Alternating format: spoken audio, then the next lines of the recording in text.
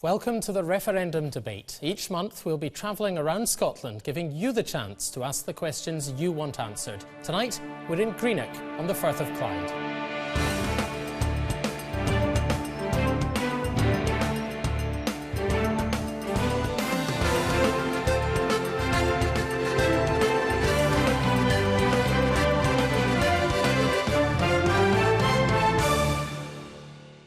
Our panel are SNP Culture Secretary in the Scottish Government, Fiona Hislop; Scottish Labour's Deputy Leader, Anna Sarwar; comedian and actor Sanjeev Kohli; and journalist and blogger Alex Massey.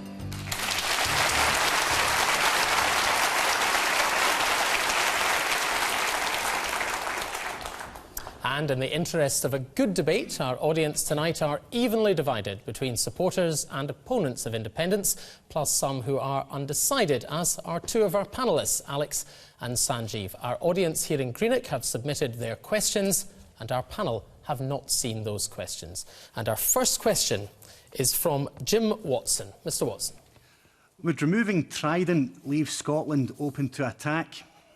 Fiona Hislop. No. I think in terms of the defence needs in a modern nation, Trident is not what Scotland needs. We know the vast majority of people think that Trident should be removed from Scotland. We have the opportunity to do that.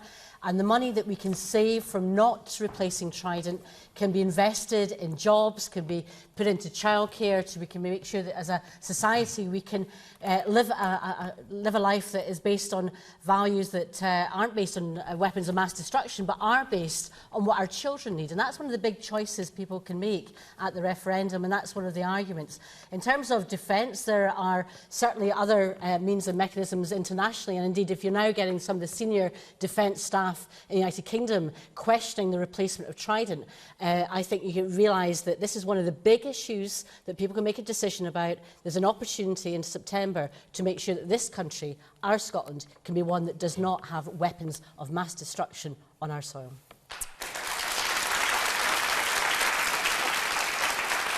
Anna Sarwar. I think the Trident issue goes to the heart of the incoherence of the case made for independence by the SNP. Because you've heard one example already from Fiona to say that the money that's saved from Trident would be spent on maybe tackling child poverty. It's already been made clear by the SNP's leader in Westminster that the money that they'd save allegedly on Trident would be spent on upskilling and upscaling a Scottish military here in the event of independence. You can only spend the money once. The second point about NATO membership, the SNP changed their position to say we want to remain members of NATO. NATO is, by its very definition, a nuclear alliance of nations across this part of the world. That goes against the very nature of what we're saying about having a nuclear-free Scotland. And the third and most important point is I don't want to just rid Scotland of nuclear weapons. I want to rid the world of nuclear weapons. I want to make the world a safer place. And I don't think moving weapons of mass destruction a few hundred miles down the road is a solution. Let's instead have a multilateral approach that rids the world of nuclear weapons and makes sure we create a fairer, safer and more secure world in the process.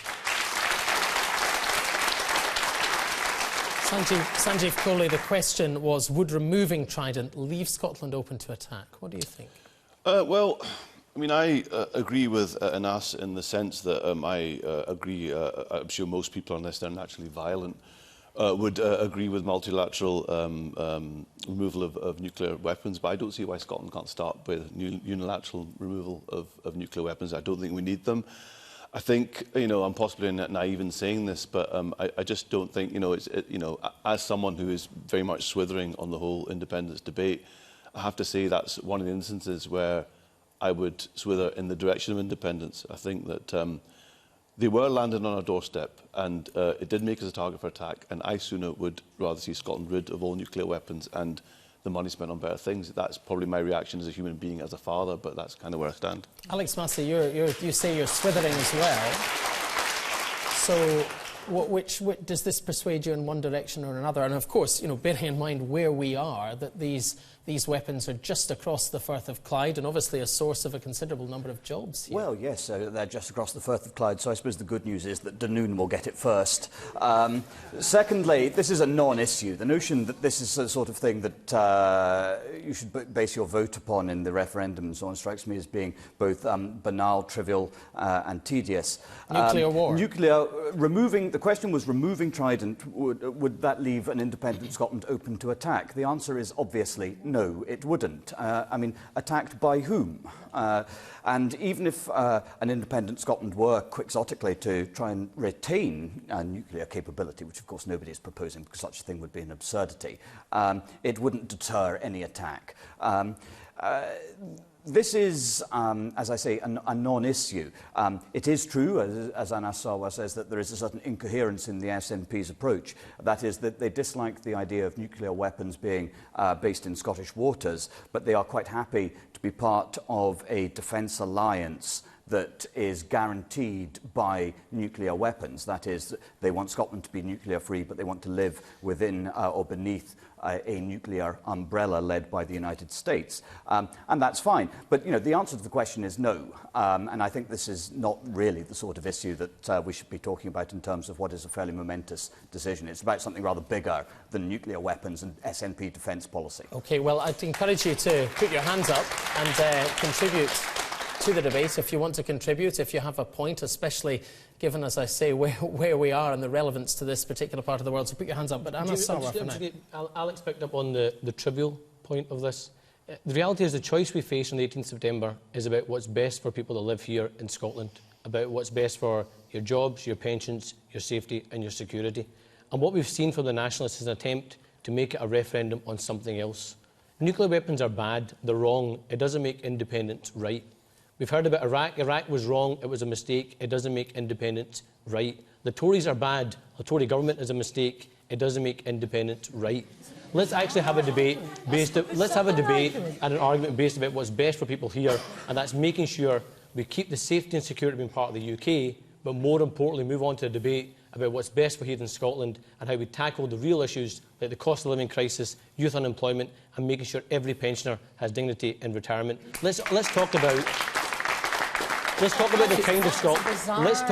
Let's talk about the kind of Scotland and the kind of society we want to live in, and the kind of society we want to bring up our children in. Let's not talk about trivial issues like we see from the Nationalists. All right, Fiona Hislop. I think defence. I think the Iraq War are far from trivial.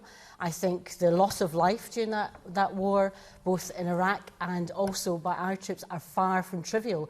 So when we're making decisions about our future, our choice, it is about different issues, and different issues will affect different people. For some people it will be pensions, for some it will be childcare, it will be jobs, but never, ever, ever think that defence and foreign affairs are somehow trivial. Every nation must take its place, and the responsibility, the moral responsibility, not least, is far, far from trivial. OK, we're going to go down onto the floor now.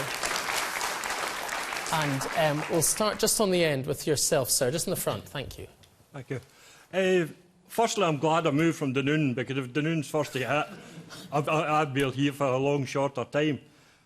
What I haven't heard is nobody's mentioned the cost involved in closing down Fastlane and decimating the west of Scotland.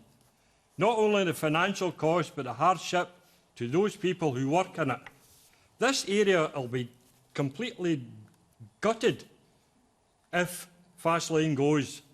There'll be hundreds of people put out of work, not just those that work at Fastlane, but all the industries it supplies. So can somebody give me a figure of what it's going to cost the Scottish Government to remove Trident from Fastlane? OK, we'll take a couple more. We'll take a couple more, and then we'll come back for that. The lady in the middle with her hand up. Yes, yes. Should we retain Fastlane but charge the UK for using it and therefore make money from it if Scotland were to become independent? Thank you very much. And over here. It really is, I agree with Mr Massey, it really is a non-issue. It's just another example of SNP hypocrisy. They want to get rid of the weapon, but they want to join the club. It's like a golfer who gets rid of his clubs, goes along to the nearest golf club and says, I'd like to join. Can I use your clubs? This is the membership of NATO, which the Scottish National Party is now in favour of, having been opposed for some time. How do you square that circle? Well, we'd be the same as 25 out of the 28 members of NATO who don't have nuclear weapons. But in terms... Sorry? You have the term now, and you're giving it up. In terms of our contribution, there's obviously, if you think about George Robertson, who his comment was in terms of when he was in charge of NATO, that any new members must be committed to removal of nuclear weapons. Now, what better way of removing nuclear weapons than starting as an independent state by removing them, which again reflects the ethos of the point. But the point, I think, goes back to how effective are nuclear deterrent in a modern system where intelligence issues, terrorism are not going to be deflected or avoided by having nuclear weapons. The challenges for defence are far more complex and different than they were, say, 40 or 50 years ago. And in terms of jobs, in terms of the replacement of jobs, diversification, there are plans in place that can make sure that Faslane is retained for some defence matters and ensure that their employment is provided. And I think that's a very, very important point that's raised, and we are perfectly capable of making sure that happens. And I think there's many of the trade unions, for example, have got a very effective plan in place as to how we can use the engineering capacity of those that are there, and particularly to make sure that Scotland remains and can be developed as a powerhouse in terms of engineering, because the skills and talents need to be diversified. Thank you. But Fiona, you've changed your position not because you've changed your mind, but because you want to win people's votes. No. It's about saying we don't like nuclear weapons. And actually, Angus Robertson said so at the SNP conference when the position was changed. It's like saying we oppose nuclear weapons, but actually want to join a nuclear club, just as the gentleman said in the audience. It's like Alex Salmond arguing for years and years that sterling was a noose around the neck of Scotland, and we actually either needed to join the euro or a separate currency to get genuine independence. But now say we'd keep the pound as part of the UK. All right. It's not about changing your mind; it's about changing your position, because you know the electoral numbers don't stack. Thank you both. No, for now, thanks for the moment. We'll come down into the middle. The gentleman in the middle with the glasses and the striped shirt. Yes, hang on a second, sir. We'll bring a microphone to you. There's been so much talk about defence and defence and defence, but weapons of mass destruction or nuclear weapons, they're actually one of the last resources we need. The first thing we need to discuss is what will happen to the Scottish military, Scottish Army, Scottish Navy and Scottish Air Force. What about them? How are we going to manage to separate our troops from the whole of the UK Union Army, military, Army, Air Force and Navy? Thank you. Thank you very much. The lady in the middle, right in the middle of the audience. Yes. Mr Sarwar says that we are just moving the problem down to England, but this vote is not about England. We can't say to them, you need to get rid of it as well. This is just about us. We haven't got a vote for what they're going to do with it. So that's fairly pointless. And I would also like to say that you say that they chop and change their mind to get votes and whatever else, and I'm not an SNP voter, I have to point that out. Are you kidding on? Because Labour have went so far to the right that they're practically Tories in red ties to get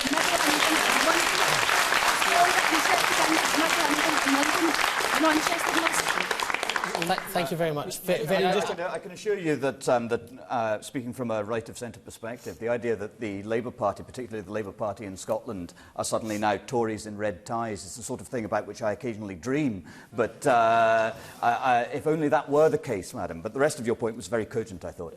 But let's be absolutely clear. There's been an attempt to try and rewrite or claim the Labour movement's history. The Labour movement and the Labour history hasn't changed at all. I'm proud of the fact that I'm proud of the fact there was a Labour movement right across the UK that thought of, campaigned for and delivered the NHS, the welfare state and the minimum wage. All right. That's things that we did together. Thank you. Strangleholded by the Tories. Don't tell me you've defended the welfare state because it's a joke. Thank you very much. Thank you, Anna Sarwar. One very brief word from Sanjeev Kohli. Well, I just wanted to bring back the point the gentleman made about the decommissioning of Faslane. Now, obviously, we would hope that everyone would get some form of employment, but to talk about perpetuating Faslane to keep jobs on, it's a bit like saying, well, we should keep serial killers out of jail because police jobs. You can't, unfortunately, you can't use that argument to perpetuate nuclear weapons in Scotland. Thank you very much indeed. Thank you. Right, we're going to move on to another question, but don't forget you can join tonight's debate on Twitter. Use the BBC IndieRef hashtag, and if you want to come and take part in a future programme, well, we'll be in the Borders in Kelso on the 18th of February and then in Kirkcaldy in Fife on the 18th of March. To apply to join the audience, just go to the BBC website and search for Referendum Debate. And you can also email us you can also email us, and you can watch the programme too on the BBC Scotland news website, where we will publish a selection of your comments. So that's the best place to go to get in touch. Now let's move on to the next question, which is from Andrew Mackenzie, who's owner of a butcher's here in Greenock. Mr. Mackenzie. When I walk about this town, what I see is an abundance of charity shops, pawnbrokers, money shops, and now food banks. Do you think this might be one of the reasons why so many of us are considering voting yes? Anna Sarwar. I think they're all massively important issues, and issues that go to the heart of the real issues that will actually affect people right across the country. The reality is, independence is not the solution to them. Actually having a debate about how we create a society that works equally in an economy that works equally for people at the top as well as the bottom is more important. How we create a social model that works for people, that ensures that those with the broadest shoulders face the greatest burden, is actually the real territory we're talking on. Instead, we have a debate dominated by the obsessions of independence. I'll give you a perfect example of that. While right across the UK, the main story of this week has been about the minimum wage and what level it should be set at for people right across the UK, we were here in Scotland obsessing about independence. Now, the fact, and the lady said earlier on about the Labour movement and where it's changed, the fact that about 10 years ago or 15 years ago, the very notion of a minimum wage seemed like a fantasy, but now we're talking about a minimum wage, what level it should be set at, and actually see the living wage as an expectation and not an exception, shows that progress can be made as part of the UK, and we can achieve social justice by working across the UK. I wonder if I can ask Mr. Mackenzie, I mean, what do you make of that? I mean, do you think that this is the reason that, as you see it, the rundown nature of the economy here, why people are thinking of voting yes? Are you thinking of voting yes because of that? Very much so. Things they're not great. And what the No campaign has failed to put across, if we vote no, does it just mean more of the same? Does it? Again, I emphasise the real social and economic change doesn't come from independence. It actually comes from people working alongside their colleagues and friends across the UK to achieve that social change right across the UK. Now, this notion that we haven't had any successes or haven't been on the journey of achieving social justice across the UK is just not a true one. The fact that we actually have, for example, the minimum wage, the NHS, the welfare state, all things that were achieved by the UK together. No one ever argued, let's just have them here in Greenock or just have them in Scotland. We argued for having them right across the UK. That pooling and sharing of resources argument, should we actually create systems that benefit people right across the UK? That's actually a much bigger idea than independence. Looking outwards and sharing, not looking inwards and obsessing about constitutional politics. Thank you very much. Alex Massey. I think it's a reasonable question, Mr. Mackenzie. I think the question needs to be answered, however, in terms of where power lies. What we have seen over the course of recent decades, and this is true whether there's been a Conservative government in London, a Labour government in London, or an SNP government in Edinburgh, is increased centralisation. So we have seen local communities have their powers stripped away from them. In the 19th century, town councils in places like Greenock and other parts of Scotland and so on were responsible for raising more than 50% of their income. These days, that's less than 15%. Local government, local democracy these days is increasingly neither very local nor very democratic. Unless you empower the people to run their own affairs, unless you empower people to run their own towns, then I see no real reason for optimism and so on. We have a government in Edinburgh at the moment that is increasingly hell-bent on centralisation in all sorts of areas, from health provision to policing to just about every element of human activity. It's a government that thinks it should be legislating, after all, on what songs you sing at football matches. OK, Alex Massey, I wonder if I can put that to you. No, but this is an important point. You know, the way to revive town centres across Scotland is to empower towns across Scotland, which just means empowering town councils, giving them back the authority they once had. And trusting people to actually run their own affairs. It is a question of governance, and it's a question of localism and a question of local democracy. Right. Without that, then this sort of decline cannot really be stemmed, far less reversed. OK. Fiona Hislop, I mean, Alex Massey makes the point there that if you're in favour of distributing powers, essentially decentralising, why has your government centralised so many powers? And isn't that having an effect in places like Greenock? I represent a constituency in West Lothian, and in terms of policing, I have more direct and connection with my local inspector for that area than we had previously under that system. But in terms of the economy, haven't you squeezed the councils to the extent that there's very little they can do? No, the share of local government spend under the SNP administration is higher as a proportion of the whole than before. We've tried to protect that precisely because a lot of the services are local. But I think the point, with respect to the questioner, I think the question you ask gets to the heart of what we want to see from our society and how we can best get there.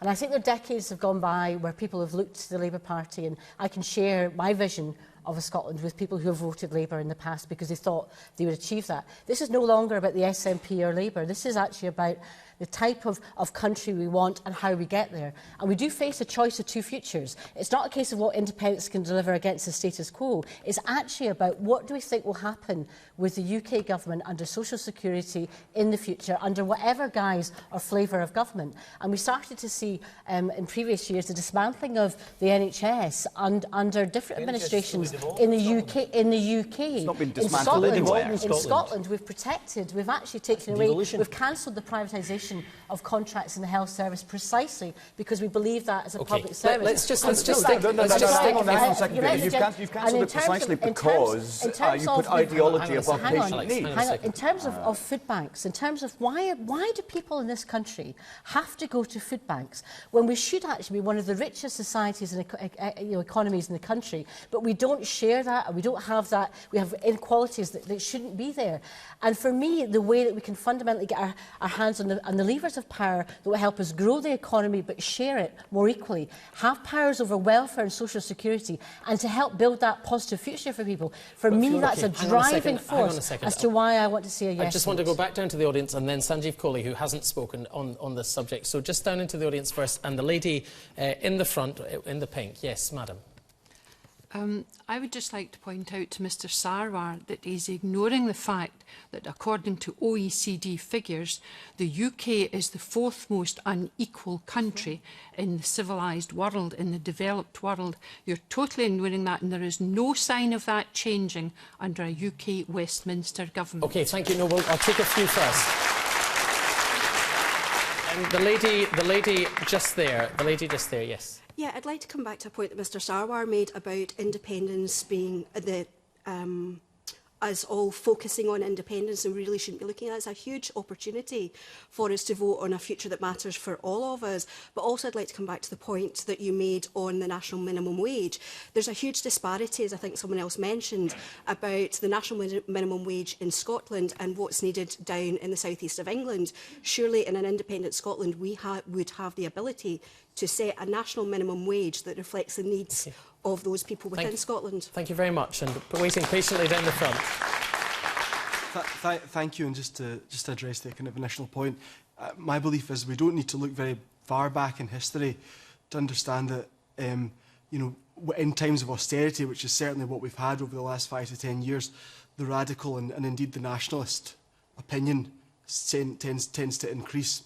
And is that a good thing? Are you certainly not, no. And I believe that unfortunately is what's happened here. Yes, times have been hard, but for many, many years, even through the 90s, a Westminster government has served us kind of relatively well in terms of being a prosperous nation. And I would be keen to proceed. We'll take one more, just in the very middle, the lady right in the middle in the purple.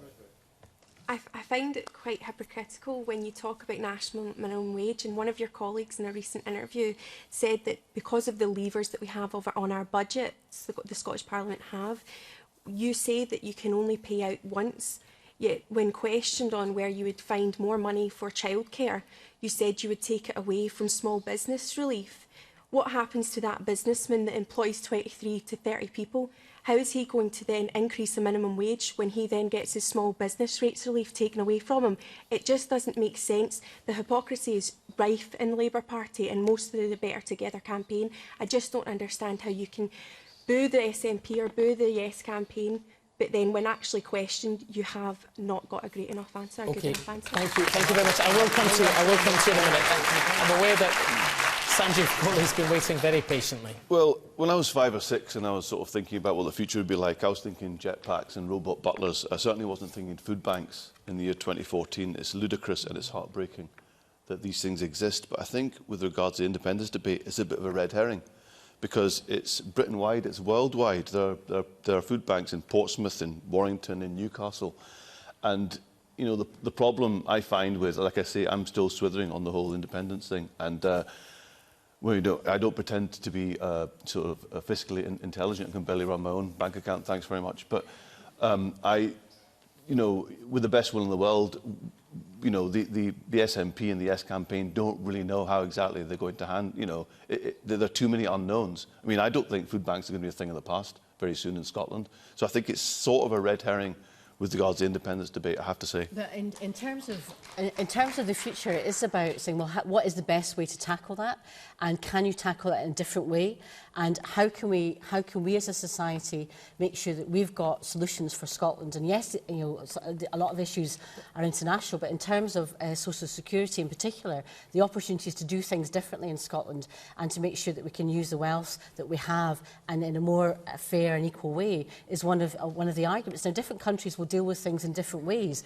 It's just that if you're closer to your government, and that comes back to the point that you know, Alec was mentioning about government being closer, because you can be more adaptable to the needs that you have locally, and that's the difference with Scotland. Like many other countries in Europe, many of them are smaller than Scotland, but they can have solutions for themselves and be more, you know, more reactive. But the welfare state, if you look ahead, even 5-10 years, I am absolutely convinced that under a UK Westminster government of whatever colour, you're going to see the dismantling of the welfare state. And I think things will get worse. That will be worse. I mean, who's being negative and scaremongering now? The reality is that Fiona has said we need independence to get a hold of the economic levers to make a difference. The reality is actually, based on the SNP's plans, we would actually have decisions taken about our spending limits, our interest rates, our borrowing limits, people's savings, people's mortgages, and impact on people's pensions being taken by the rest of the UK. Decisions that will impact people right here in Scotland, but actually not having someone in the room when those decisions are being taken. That's not credible and not acceptable. Central argument is, in terms of share of sterling, which this is the argument discussion about, we would have a share of sterling in terms of the central bank. It's independent. It's one of the first things that Gordon Brown did as Chancellor of the Exchequer, was to make the Bank of England independent of the UK. But Fiona, that's like saying you'd have a divorce but still share the bank account. It's just not credible. It doesn't make sense. It's not a packet. But there was two we have to leave it there. To be fair, there were specific points raised for everyone in the panel, and we simply can't come back on every single one, so my apologies. We'll have to move on to the next question, which comes from Joe Allison, a retired engineer. Mr Allison. Good evening. Why won't Mr Cameron debate with Alex Salmond? Why won't Mr Cameron debate with Alex Salmond? Alex Massey. Well, the chief reason for that is because Alex Salmond wants to debate David Cameron. This may seem a petty thing, and it may seem tiresome, and in some ways it is thoroughly inadequate that the Prime Minister of the United Kingdom is so reluctant to make the case for the United Kingdom. I think that is a problem. But nevertheless, it is a sort of elementary rule of political campaigning that if your opponent wants you to do something, it is because he thinks he will benefit from it. And therefore, it is usually, not always, but usually a mistake to concede his request. That is the answer to the question. I wish it were more complicated than that, but it isn't. But should he? Well, I think he probably should. But on the other hand, you know, Mr Cameron can read a poll just as well as Mr Salmond can read a poll. And all the polls at present, and this may change of course, indicate a no vote. So in that sense, why take the risk? Now, I think there is something a little thin-blooded about that, but I can understand why he takes that approach. Sanjeev Kohli. Yeah, I think what's happened here is that David Cameron somewhere has found a massive barrel of self-awareness. I think he, and give him credit for that. He's not trying to spin his way out of it. I think he admits that he would fail, but then it does play into the Yes campaign, because I think that there are certain junctions when you see a very big disconnect between Scotland and England. When I see David Cameron's face, there's a big disconnect. When there's a royal wedding. How many licences were applied for a party? Something like 9 or 10, and there was an official riot in Glasgow. So, the junction of that where there is a massive, almost cultural disconnect. I mean, this is beyond politics, actually. This is just cultural, and it will actually help the Yes campaign, I think. And at least David Cameron had the self-awareness to admit that. I mean, nonetheless, you share something with David Cameron, which is the ambition for a no vote in this campaign. And he is the Prime Minister of the United Kingdom, and as Sarwar, shouldn't he debate Alex Salmond? Well, let's be absolutely clear. My number one priority is to make David Cameron the next unemployment statistic. So I have no sympathy with David Cameron as an individual or as a politician. But he's still the Prime Minister, so shouldn't he be debated? This is not a debate about the Scottish Government versus the UK Government. It's not a debate about Scotland versus England. It's not a debate about Alex Salmond versus David Cameron. This is a campaign in Scotland, for Scotland, led by Scots. And I think this tedious, constant bickering and hoping for a debate or writing letters about having a debate with David Cameron just actually makes Alex Salmond look very, very childish indeed. I'll set a challenge to Alex Salmond. Why won't he debate any Scot that's got a vote in this referendum? And the reason why he won't... Any Scot. He can pick any Scot who's got a vote in this referendum and have a debate. The reason why he won't is because he's scared, because he knows what he's trying to sell. Nobody wants. Well, as it happens, the Chief Secretary to the Treasury, Danny Alexander, has challenged Alex Salmond today to a TV debate, saying, "I am the most senior member who would have a vote on this. He wants a debate with the UK Government. I hope you'll accept the challenge." Will he, Fiona Hislop? Well, I think people expect there to be a debate and want there to be a debate between Alex Salmond and David Cameron, not just in Scotland, but also, I think, in the rest of the United Kingdom. And I suspect, as things develop before September, there might be more pressure. I actually think probably the points made by Alex have got a great deal of truth about them, but I think the media pressure that may develop, not just here in Scotland, but I think probably in England may lead to some change. But if the franchise is for Scots, if the Scots, if we in Scotland are going to vote, why should someone in London debate? This is a choice between a system of government where it's the Scottish Government that represents the people of Scotland on all areas, or the Westminster Government. Is it a choice between two systems of government? And the leader of one system of government is the Prime Minister. And if it's nothing to do with Westminster, why are we getting William Hague and every single Cabinet Minister from what are coming up here?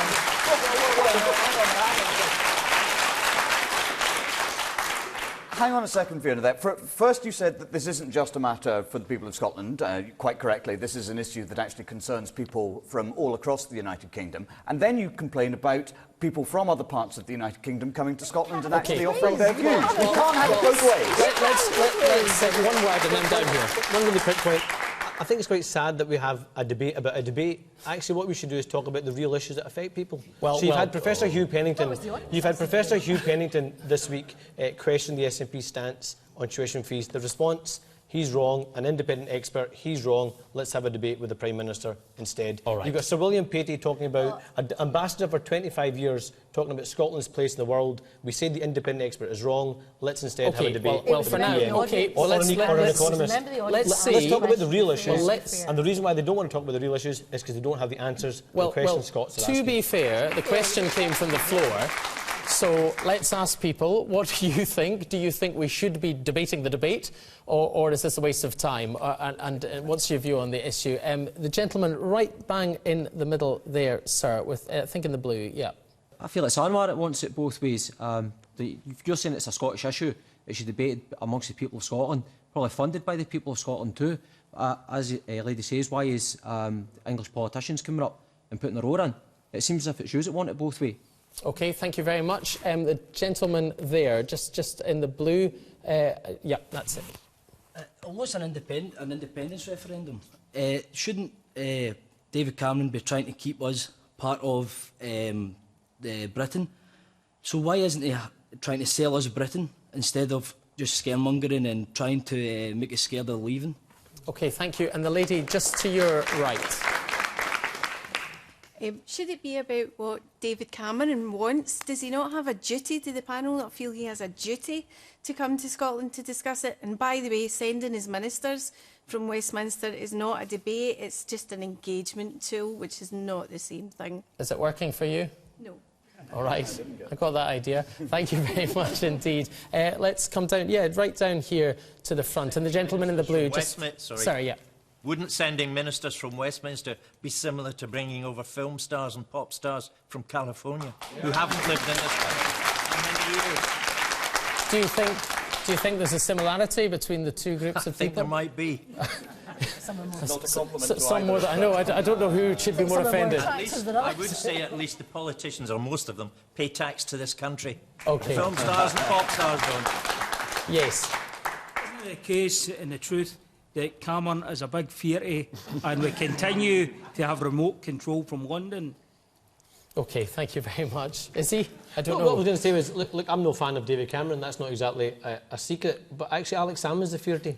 What he's saying is, I'll only debate David Cameron. Debate any Scot that's got a vote. What's he scared of?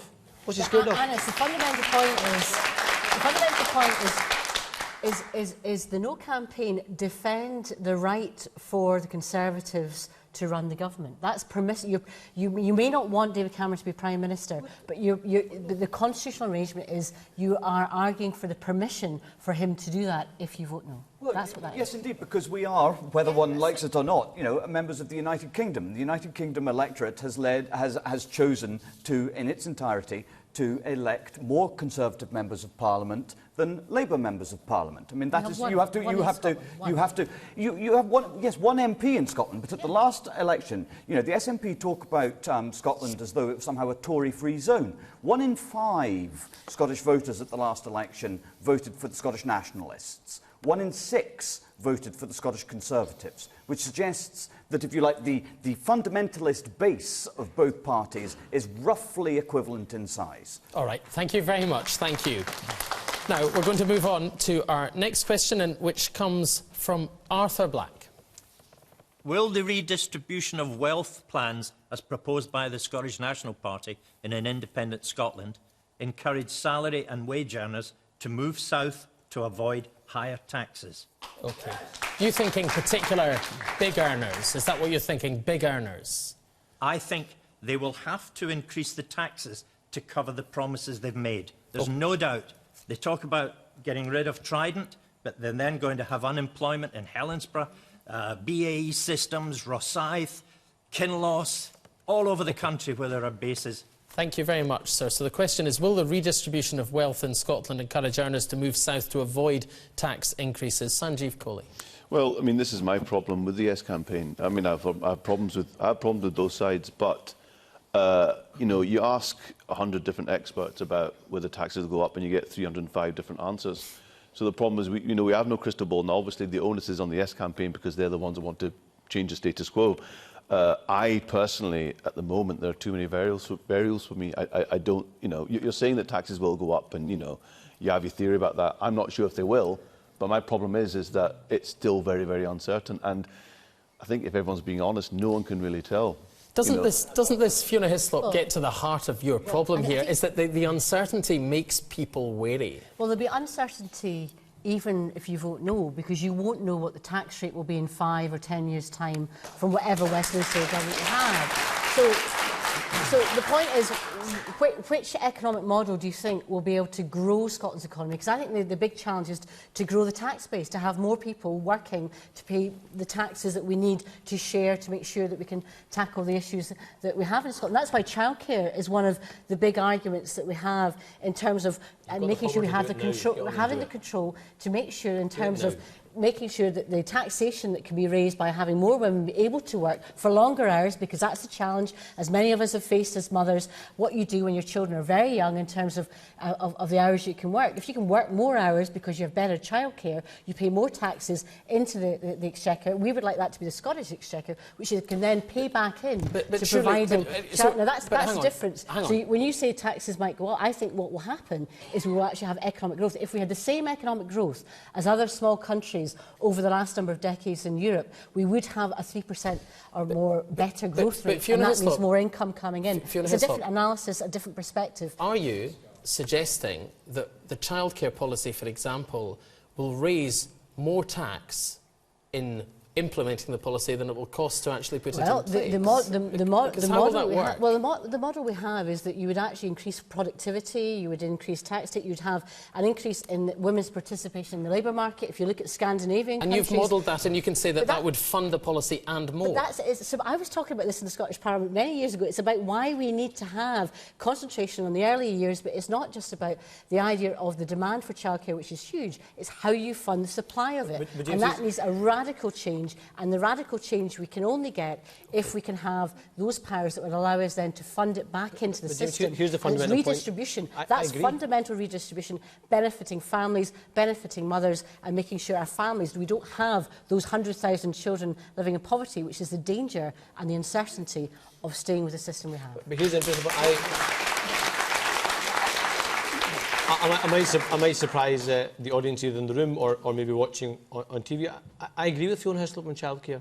But the interesting point about childcare is the Scottish Government has the powers to do that right now. We don't need independence. We don't need independence. We don't need independence.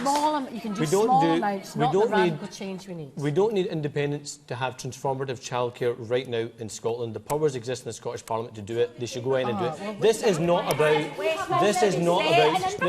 changing women's lives. It's about winning women's votes, and that's why the cynical ploy has been seen right through by women. Madam, with the scarf, just in the middle. Yeah. The Labour Party, when they were in power in the Scottish Government, had the money to do it then as well, but they decided to send it back to Westminster instead of spending it in childcare. It's so hypocritical to condemn the Scottish Government when you know fine well that if they were to put the money into childcare just now, the money would go right down to Westminster, and they're already talking about slashing the Scottish budget by £4 billion if we vote no. Thank you. Yourself, sir.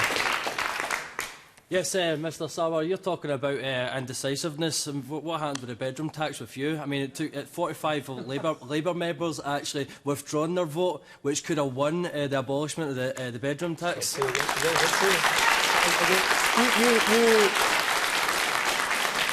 You didn't vote to abolish the bedroom tax. No, again, that's not true. I mean, it was a parliamentary motion. Didn't vote, though, it was a parliamentary motion lodged by the Labour Party. So the very notion that Labour opposed its own motion is ridiculous. But you didn't vote. I was there for the stages when it was going through the legislative process for the bedroom tax, and we voted against it every single time. Why didn't you vote? Why were the SNP absent? No, it wasn't the final moment. That wasn't the final moment. I voted against all the legislative stages when the bedroom tax was being introduced. I opposed the bedroom tax. Mr Sarwar, you fought so hard not to get it, but you didn't follow through. I'm absolutely clear that Labour will abolish the bedroom tax if it returns to government in 2015. But again, we're dodging the big issue here. But the fundamental point which the gentleman raises is around competition across the UK, and it actually touches upon a point made earlier on by the lady about the minimum wage. We actually haven't had a pledge from the SNP about what happens around workers' wages or workers' rights in the workplace. But what we have had is a commitment that we will have one tax cut, and that's a tax cut for the biggest businesses across the country. And that is a tax cut of corporation tax for the biggest businesses, at the same time meaning cuts for other services. Alex Massey, and this is the pledge we do have as part of the UK, is to outlaw the misuse of zero-hour contracts, to increase the minimum wage and make sure we have fairness in the workplace. That can happen as part of the UK. I want to come to Alex Massey. It's always lovely to see a member of the Scottish Labour Party get a kicking. Those of you who are inclined to think that the Scottish Labour Party are a hopeless bunch of lumpen numpties are not wrong. But the question, the question was not about childcare. Childcare, like motherhood and apple pie, is a good thing. But the question was not about that. The question was about whether, should Scotland vote for independence, there would be pressures on wealthy earners and wealthy corporations, wealthy businesses and so on to move their activities south of the border. And the suggestion from the questioner, who I think may be a no voter, was that if taxes go up in Scotland, this will encourage people to leave Scotland. Now, in this sense, I think the questioner is absolutely right, which is one reason why the SNP are very careful to suggest to you that your taxes will not increase if the SNP govern an independent Scotland. John Swinney has made that quite clear, that in addition to a lower rate of corporation tax, 3% lower than whatever rate of corporation tax is levied at Westminster, that in addition to that, he sees no reason to change rates of personal taxation. But that sounds like a reason for you to vote yes. No, this is all agreeably neoliberal. I think that it is certainly true that those people who dream of a socialist republic in Scotland are going to be sorely disappointed by the facts of life in an independent Scotland, because the facts of life are fiscal facts, and those fiscal facts are conservative, I'm afraid.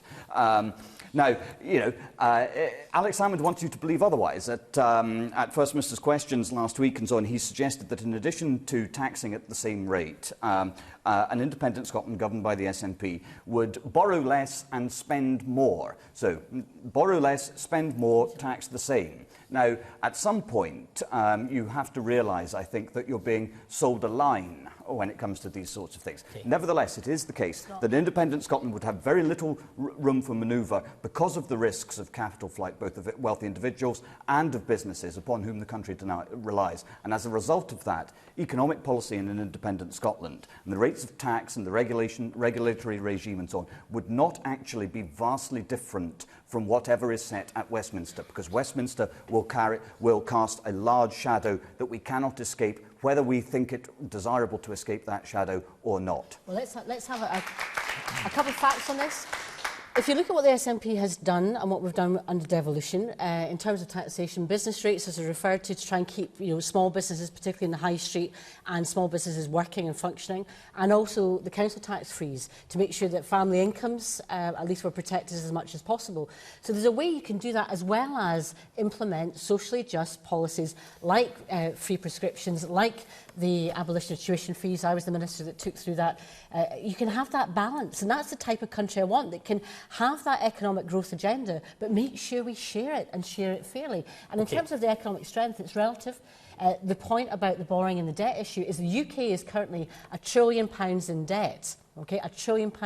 If you look at the structures of other European countries, they have not got the same GDP to borrowing debt as the UK has. Scotland's economic strength would put us in a preferable position, a better position than the rest of the UK. Bad one. But the issue is, and this is a fundamental, again, facts of the debate.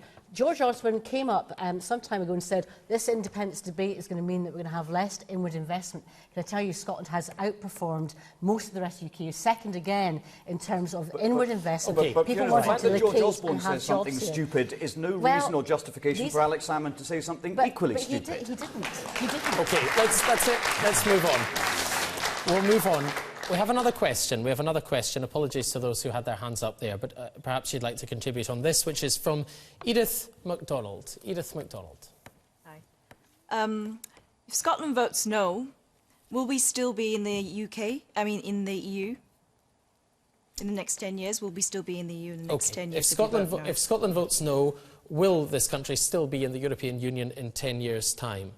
Anas Sarwar.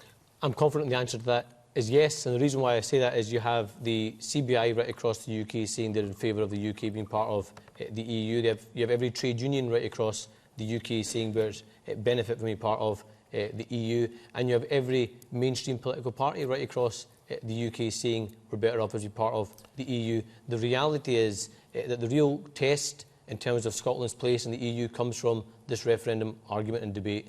And the most important point is not just the membership itself, but what the terms of that membership means for people right here in Scotland on the rebate, on the EU currency, and on other areas that involve everyday life right here. So the best way of dealing with this is to vote no on this referendum and to make sure if we do have a referendum on the EU, it's one to keep the UK as part of it. Just to remind people, of course, that there is possibly going to be a referendum on the European Union and the UK's membership if the Conservatives win the next general election, assuming Scotland hasn't voted for independence, if that makes any sense. So there are some ifs, but there is a possibility. Sanjeev Kohli, do you think that if Scotland votes no, we will still be in the EU in 10 years' time? I think yes. I think we will still be part of the EU. How can you be sure? Well, that's the whole problem with the debate. I mean, there are so many variables and so many ifs and buts. On both sides, I suppose. Absolutely, absolutely. I mean, it is pure guesswork. But yeah, I mean, I do think it'll still be part of the EU. Yeah, I mean, I suppose it does. If I can go back to the questioner, I mean, are you suggesting that England is likely to vote to leave the EU, and Scotland would therefore be perhaps dragooned out without a vote for the Scots? I mean, there are so many questions about, what happens if Scotland's not part of the EU and if we can't get in and we have to pre-negotiate when the UK is going to be on a referendum soon about whether they go in or out. So I think what the question is absolutely right is the exact same arguments that we make for Scotland to stay part of the UK actually reflect the same arguments about the UK's role in the EU. The fact that we do more business with the rest of the UK than we do with the rest of the world is a strong argument about keeping a single market that benefits Scotland across the UK. The exact same argument about the UK, the trade it does with Europe and the EU is more than it does with the rest of the world, and that's why it makes sense for the UK to be part of the EU. The exact same arguments apply. Why would we break away from a successful single market of the UK and a successful market that's the EU? OK, we'll take a couple more points from the floor. The gentleman 3 rows back on the edge, yeah. Question about would Scotland be part of the EU in 10 years' time is not a decision for Scotland to take. A lot of people will say, yes, Scotland should remain in the EU, very desirable. The decision will be taken outside of the UK by other members of the EU, and it's increasingly looking that a number of countries, like Spain, would not want a successful Scotland to be part of the EU because of the possibility of their country breaking up. Thank you very much. And just in front of you in the purple shirt and tie, sir, on the end. Can I say to Mr Salwa that you only need to go 5 miles along the road from where we're all sitting here to the local yacht club, Royal Greenock Yacht Club, with a membership something under 1,000. I can say with certainty that every businessman in that place is desperate to be out of Europe. And I suggest that that could be replicated around every such club in Scotland. OK, thank you very much indeed. We'll come right over here to the lady with her hand up over this side. Yes. I'd like to go back to a point that you made about the European Union. Obviously, there is uncertainty at every election time. I'm quite certain there's a number of us who didn't expect to be in a Tory Lib Dem coalition at this very moment in time. When it goes to the possibility of a referendum on the EU, depending on obviously what happens in September, that same uncertainty is going to lie because obviously there is that proposed referendum for the UK and Scotland. So I think basing your argument on the fact that there is uncertainty and the fact that we don't know what's going to happen post the 18th of September is a kind of moot point. OK, thank you very much. We'll come down to the gentleman in the front who's been waiting quite a long time. Yes, sir. Well, I agree with the point made about entry. If Scotland votes yes, it's not guaranteed we are allowed to enter. We could be in a ludicrous situation where one of the reasons for voting yes is to stay in the EEC and we end up out it. Equally, in the subsequent, if we end up with a no result, there is a possibility of a referendum, but it's more likely with the Scots vote being involved that that referendum will vote to stay in the EU. Okay. And there is a lot of strength of feeling of a lot of the English folk in some of the cities, and it's more to do with migration. It is a big issue. Okay. But hopefully the economic arguments will prevail, and that we'll. But either way, we could both countries, both the rest of the UK and Scotland, could end up either in the EU or out of the EU, and either permutation, quite honestly. Thank you very much, Sir. Fiona Hislop. I think it's quite clearly in Scotland's interest. I think it's in the interest of the rest of the UK to remain and stay part of the European Union.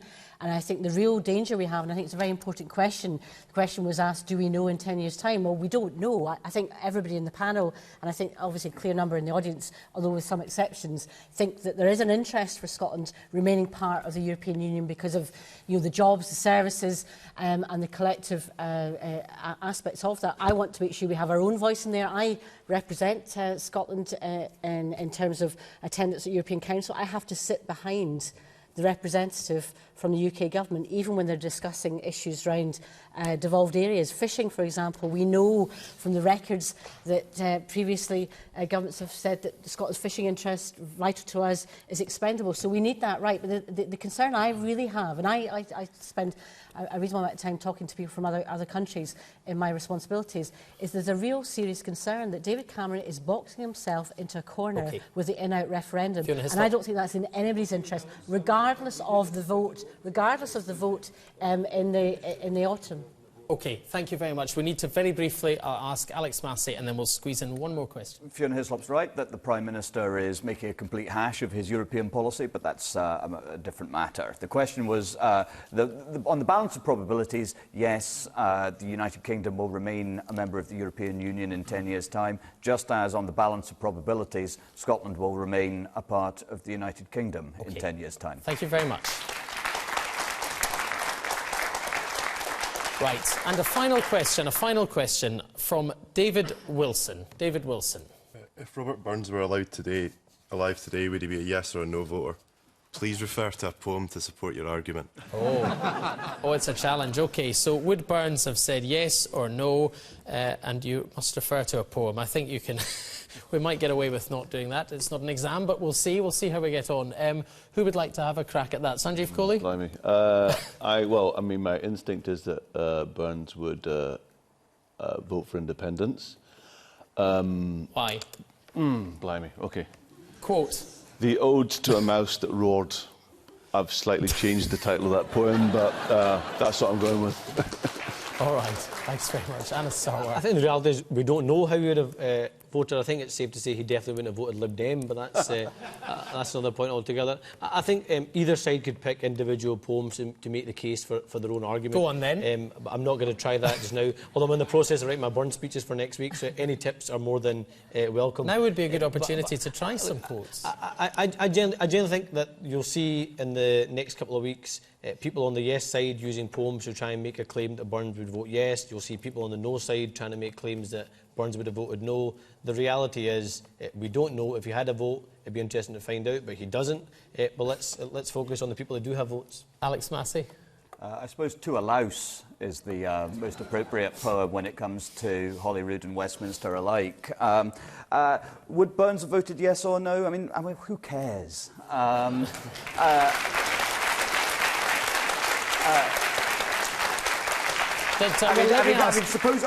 Suppose you claim him for the yes side and so on. Well, then you say, well, Sir Walter Scott would have voted no, and Robert Louis Stevenson, living in Samoa, wouldn't have had a vote at all. I mean, you know, where does it all end? You know, would Jesus have voted yes?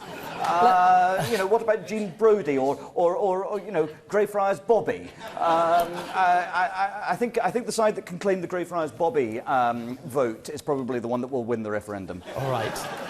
Fiona Hislop. Well, as Scotland's Culture Secretary and also as a girl that was brought up in Alloway, I went to Alloway Primary School, I do care about Robert Burns, but I also care enough that I don't think I want to see any side trying to grab him, because I actually think in terms... And would he have voted yes or no? He would not have had a vote on the basis that the common man didn't have the franchise at that point. Well, they do now. Would he have voted yes or no? The story, I think he would have voted yes, but I think that to try and... Shock horror.